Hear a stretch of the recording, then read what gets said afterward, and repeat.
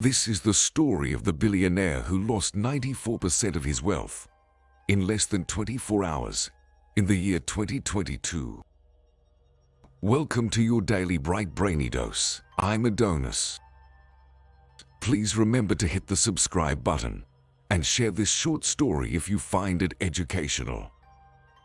Samuel Bankman Fried, an American businessman and investor, became a billionaire even before he was 30 years old. At his peak, Bankman Fried's wealth stood at a whopping $26 billion at just 30 years of age. After the FTX liquidity crisis on November 8, 2022, his net worth dropped by 94% in less than 24 hours, from $10.5 billion in October to $991.5 million in November of the same year. FTX went out of business because it had trouble getting money because of its partnership with Alameda.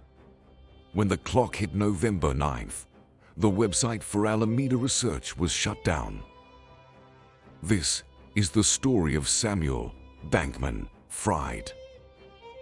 In 1992, Bankman Fried was born on the Stanford University Law campus. He was born into a family of professors, Barbara Fried and Joseph Bankman, and grew up in a nice Jewish family home in California. His close friends called him SBF growing up, and the name stuck. Bankman Fried went to school at the University of Massachusetts at Cambridge from 2010 to 2014. There, he lived in Epsilon Theta, which was a dorm for people of all genders. In 2014, he got his bachelor's degree in physics, and in 2015, he got his bachelor's degree in math.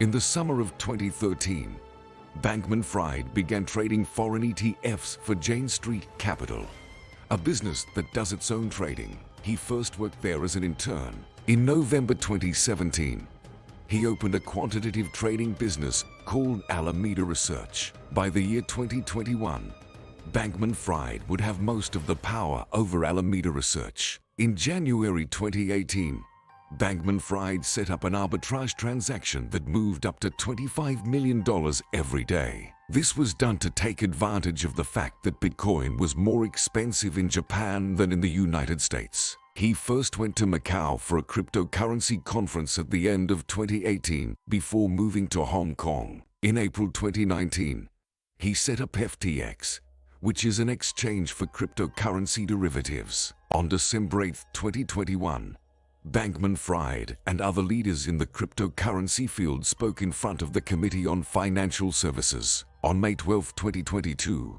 Emergent Fidelity Technologies Limited, which is mostly owned by Bankman Fried, bought 7.6% of the shares of Robinhood Markets Inc. In September 2022, it was reported that Bankman Fried had offered Elon Musk billions of dollars after he asked for money to buy Twitter. During Musk's planned takeover of Twitter on April 25, 2022, investment banker Michael Grimes is said to have said that Bankman Fried would be willing to pay up to $5 billion, according to a communication between Twitter and Musk that was made public as part of their lawsuit.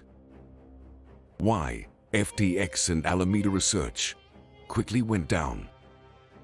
Changpeng Zhao, the CEO of Binance, said on Twitter in November 2022 that his company planned to sell the FTX token FTT that it owned. This began the storm that annihilated FTX.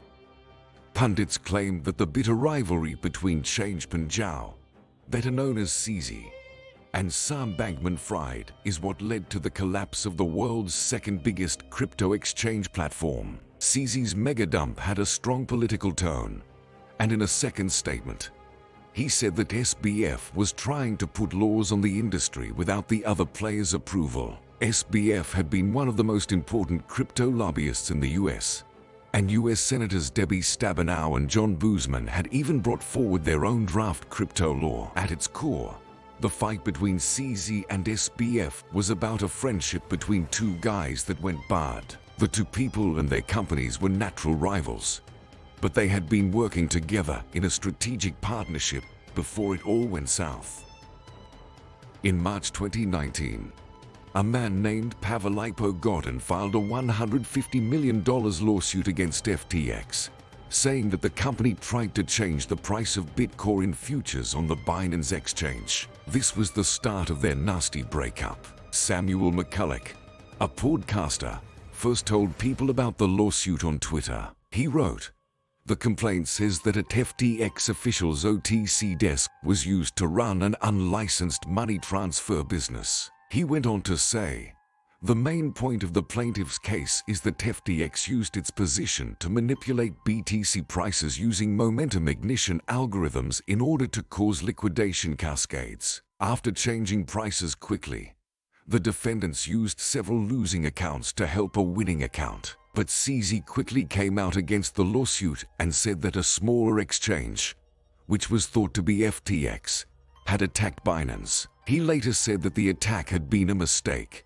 but Alameda still called the accusations baseless and bullshit in public. In December 2019, even though they had fought before, Binance and FTX announced a strategic partnership to further develop the cryptocurrency ecosystem. FTX was supposed to help build out the liquidity and institutional product offerings across the Binance ecosystem, including its exchange Binance.com and over-the-counter OTC trading desk. FTX also said that it would work with Binance to make products that would give users access to a tokenized ecosystem. In July 2021, FTX and Binance's investment partnership ended when FTX bought back Binance shares. CZ said FTX paid up to $2.1 billion in tokens that were split between BUSD and FTT. When explaining the split, SBF pointed out that the two businesses were run differently, making fun of Binance's well-known problems with regulators.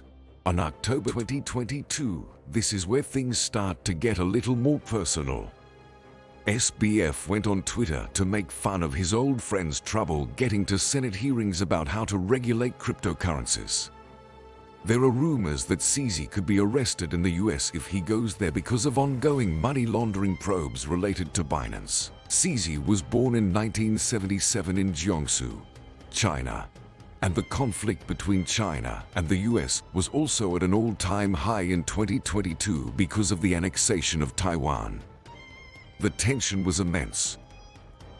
In November 2022, CZ starts to sell his tokens, and at the same time, Binance has to respond to a Reuters article that says the company is going after other platforms. The company says that the claims came from a competitor spreading false information to the media. As a result, SBF's wealth thus melted and was no longer valued by Bloomberg's index at $1 billion at the end of the day on November 8th.